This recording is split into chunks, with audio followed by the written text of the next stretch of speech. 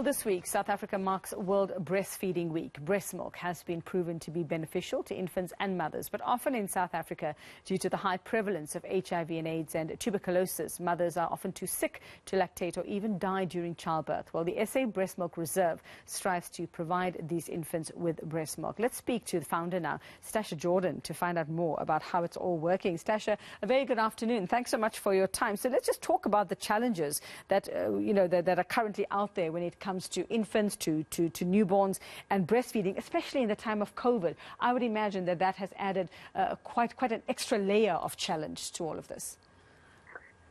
Good afternoon, Yvette, and thank you for having us. Happy World Breastfeeding Week. Indeed, COVID and the pandemic have had an impact on lactation in as far as especially hospitalized babies into the neonatal intensive care units and access restrictions resulting from trying to minimize the contagion, which have inevitably led to a decline in the access of mother's own milk. And in some instances, not many, but in some instances, mummies have demised as a consequence of COVID. So 1 in 16 mothers admitted to the ICU demised in the third trimester, this leaving quite a large number of premature babies needing extended donated breast milk feeding to cover the high-risk period, being the first 2 weeks postpartum. And Stasha, I mean, correct me if I'm wrong, but I think up until a few years ago, many people didn't know here that we did have sort of a breast milk bank, or we had programs where you could go and donate breast milk. So how has that picked up over the past couple of years as well? Like, obviously, the past year and a bit has had its own challenges, but are more and more women sort of coming in to help, coming forward to help? We have incredible support from mothers both at the hospital level and at home that are sharing their breast milk. In fact, we were able to double our impact over the last 2 years, from helping 3,000 babies to actually reaching nearly 6,000 babies this year, which is an incredible achievement. We could not have achieved this without the support of breastfeeding mums. What are the various programs? I see that you actually have quite a few programs. Yeah, just fill us in on each one of those. Indeed. We have the Feed for Life initiative, which is a universal breast milk access program for babies that are hospitalized in the neonatal intensive care units.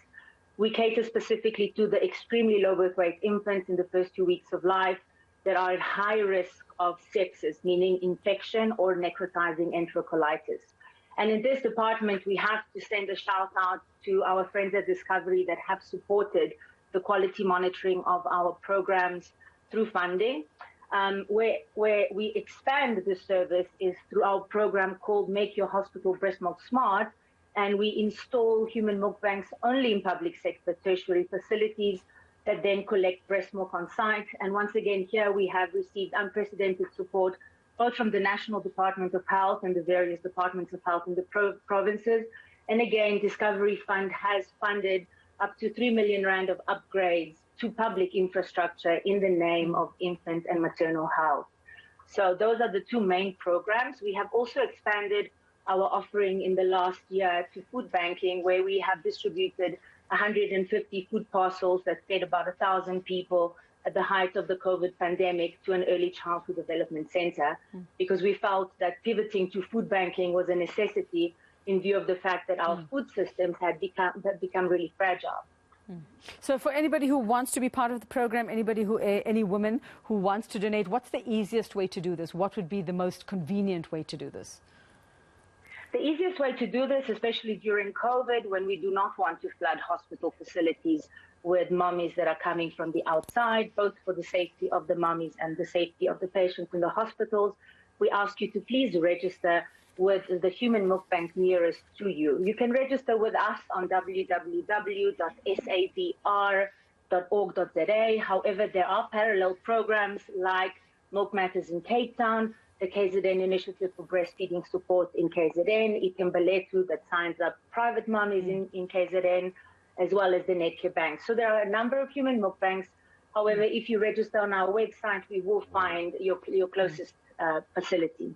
All right, fantastic. Stasha Jordan, thanks very much. So it's not just organs, it's not just blood that can be donated to save lives. Breast milk to save an infant's life, just as important. Still to come.